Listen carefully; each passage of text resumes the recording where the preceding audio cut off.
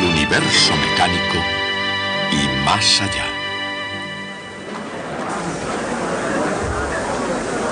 El campo eléctrico. Cuando en hockey se marcan 3 goles, se dice que se ha hecho un hat-trick, un truco de sombrero. Pues hoy me gustaría hacer una jugada de ese estilo. Me gustaría explicarles qué es un campo eléctrico. Resolver un problema sobre la teoría del campo que por lo que parece causó problemas a Isaac Newton y presentar una importante idea matemática conocida como ley de Gauss. Todo eso nos resultará más fácil de lo que parece porque fluye de la imaginación brillante de un gran genio llamado Michael Faraday. La vida de Faraday hubiera puesto en apuros al más desvergonzado novelista. Su vida tuvo unos comienzos modestos y su educación fue poco convencional. A la larga acabó siendo aprendiz de encuadernador. Pero Faraday estaba decidido a ser autodidacta y empezó asistiendo a las conferencias científicas públicas de la Royal Institution de Londres. Quedó tan cautivado por esas conferencias que pidió que le dieran la oportunidad de hacer los trabajos más bajos de esa real institución. Y así fue su comienzo, para acabar con el tiempo, siendo profesor de la Royal Institution y el científico con más fama de toda Europa. Durante toda su carrera, Faraday entendía tan poco de matemáticas que no era capaz de entender los artículos científicos de sus competidores. Y sin embargo tenía una intuición que le llevaba al núcleo de todo problema científico. Y hoy queremos hablar de una de las más grandes ideas que fluyeron de esa intuición. Se trata de la idea de líneas de fuerza eléctrica constante extendiéndose a todas partes a través del espacio. Seguramente ninguna herramienta ha desenterrado del campo de la física tantas verdades científicas como la afilada espada de las matemáticas. Cuando Michael Faraday descubrió la teoría de campos, terreno donde crecía mucho la física moderna, las matemáticas era una herramienta que él todavía no podía utilizar, pero se orientó hacia una idea que era de naturaleza esencialmente matemática.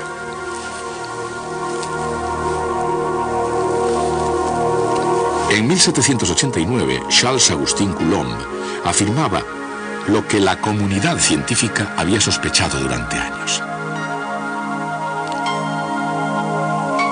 Coulomb demostró definitivamente que la fuerza eléctrica es inversamente proporcional al cuadrado de la distancia entre las cargas.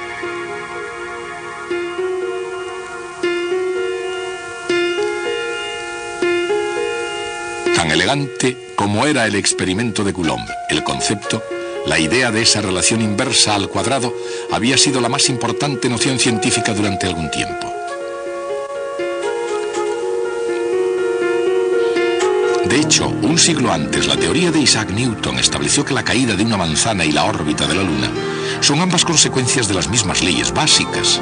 Y una de esas leyes, la ley de la gravitación universal, establece que dos masas cualesquiera se atraen mutuamente con una fuerza inversamente proporcional al cuadrado de la distancia entre ellas.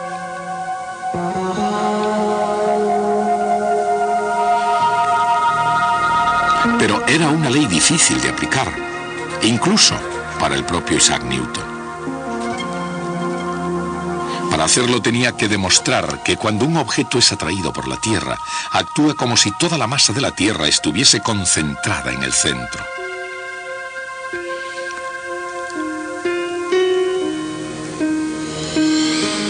Y más difícil, él tendría que racionalizar lo que él llamaba acción a distancia.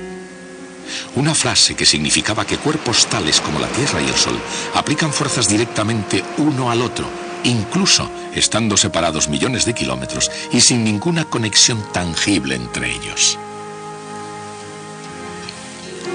Si bien el gran genio era frecuentemente un poco irritable, incluso puede que él mismo haya llegado a admitir que sentía una cierta insatisfacción con la idea de la acción a distancia.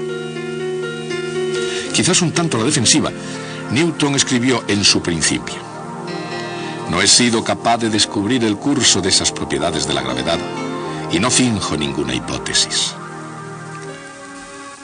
Y con esa famosa frase, no finjo ninguna hipótesis, Newton no sentía la necesidad de explicar la ley de la gravedad, por la física o por la mecánica.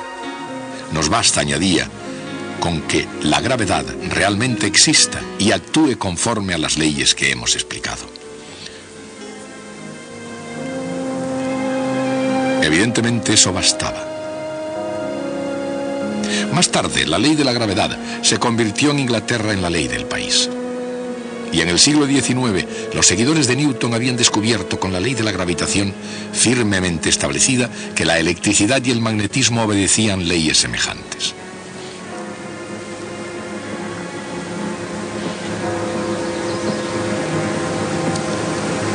En todas ellas, la fuerza decrece según el cuadrado de la distancia.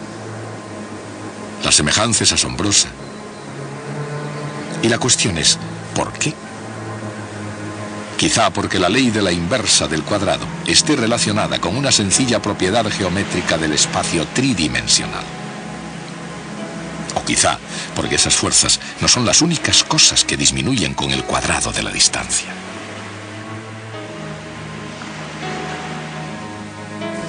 La esencia de la ley de la inversa del cuadrado puede apreciarse en el concepto de flux, palabra latina que significa fluido. La luz fluye a partir del Sol por igual en todas las direcciones. Cuando se extiende alejándose del Sol, su intensidad disminuye.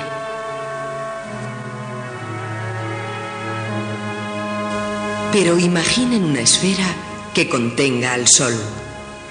Toda la luz pasaría a través de la esfera, independientemente de su distancia al Sol. Y el área de una esfera aumenta con el cuadrado de su radio. De forma que la cantidad de energía luminosa por unidad de área decrece con el cuadrado de la distancia.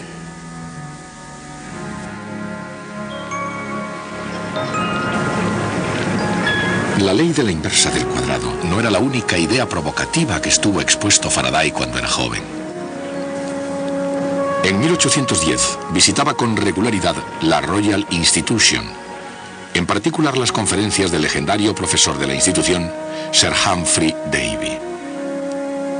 Davy era químico y filósofo de la naturaleza, un erudito nombrado caballero, barón y presidente de la Royal Society. Estaba en la misma cima de la ciencia británica. Con su propia investigación como tema y como autoridad mundial en la materia, Davy hablaba de todos los elementos químicos, del sodio al potasio y del cloro al yodo. Davy se convirtió para Faraday en el padre de la ciencia y continuó siendo su mentor e influyendo en él enormemente durante casi 20 años. Aunque a veces la relación era vacilante, sin embargo, bajo la influencia de Davy, en la edad de oro de la química, nadie brilló más que Michael Faraday. Faraday descubrió la benzina, licuó el gas cloro y desarrolló nuevas aleaciones del acero. La lista de sus notables logros como químico es interminable. Sin embargo, en 1821, Faraday dejó de lado sus investigaciones en química. Ese mismo año, Ørsted descubrió el efecto que la corriente eléctrica tiene en los imanes, y mientras que ese efecto se puede ver ahora claramente, en 1821 era todavía un gran misterio científico. Ciertamente, ¿por qué la aguja de una brújula se colocaba en posición perpendicular a la corriente eléctrica? En primer lugar, picado por la curiosidad y debido a que un editor le había rogado que escribiera un artículo que diera fin a la confusión científica, Faraday se puso a resolver el misterio del mismo. Faraday vio que se podría aprovechar la fuerza de una corriente eléctrica e inventó un aparato para hacerlo. Ese aparato resultó ser el primer motor eléctrico. ¿Cómo consiguió eso Michael Faraday? Quizá porque, siendo incapaz de analizarlas matemáticamente,